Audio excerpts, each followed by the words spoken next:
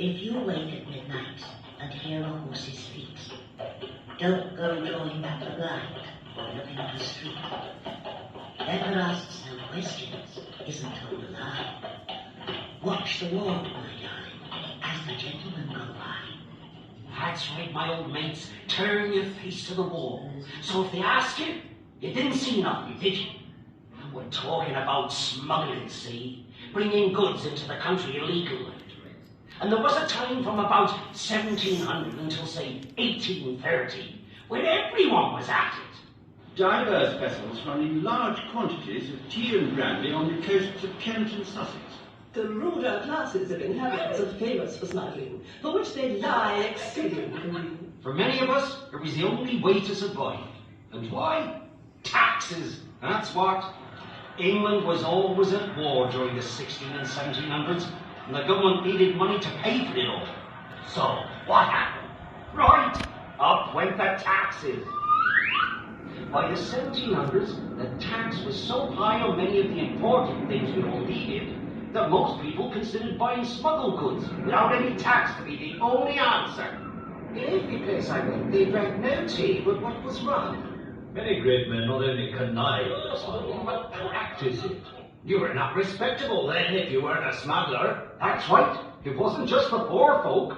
Brandy for the parson, baccy for the clerk, laces for a lady, letters for a spy. Watch the wall, my darling, while the gentlemen go by. That's what they called us, the gentlemen.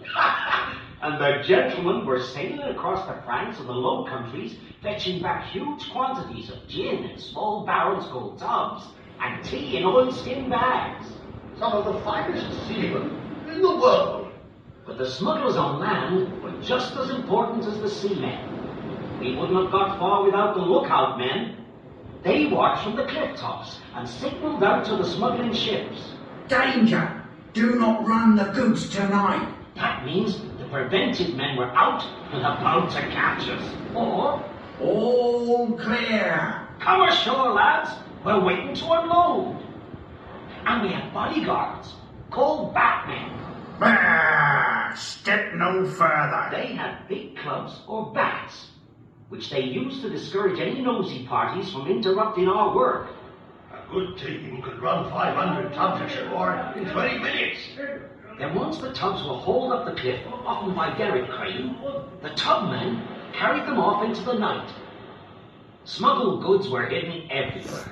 Houses had false floors, chimneys and cupboards. Even churches had vaults set aside for storage.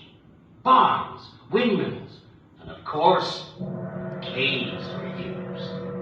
And we used to encourage spooky stories to frighten people away from the hiding places. At Hurstmonceau, 2 hours' ride from here, they said that if you heard the sound of the ghostly drummer, you'd better run. Them that saw him said he was 9 feet tall. The gin and brandy we brought ashore was almost neat alcohol, and we watered it down later. Some of us had a sip first. The sailor told me he had drunk no less than 2 gallons, and he was in a stupor for nearly a week afterwards. You smuggled it strong, because you didn't want to carry a whole load of water now, did you? But it had to be the correct strength before selling on. We used Lovey's beads, little glass balls, each marked with a different number. You just dropped the bead with the strength number you wanted into the spirit, then poured in water until it popped up to the top. See? You won't believe this, but apparently during the years 1781 to 1784, just 4 years, more than 1 3/4 million gallons of gin were landed in Kent and Sussex, and 2.5 million pounds of tea. That's big business. And the payment for a night's work was more than a farm labourer could earn in a week. Our hoots, that's 10 shillings. And you'll also get a pound of tea for a good haul. Thank you, sir. I'll give it to Black-Eyed Nell for a favour. That's a riding officer. In the early days, they only had riding officers trying to stop the smugglers. These were just local men paid to patrol the coast, but most of them could easily be bribed or intimidated. Give him a dash of bottle of brandy in his face, and he's as blind as a beetle. Of course, soldiers were sometimes called upon. There are ways and means of taking off their edge, too. And out at sea, the Board of Customs had revenue vessels which could usually be avoided.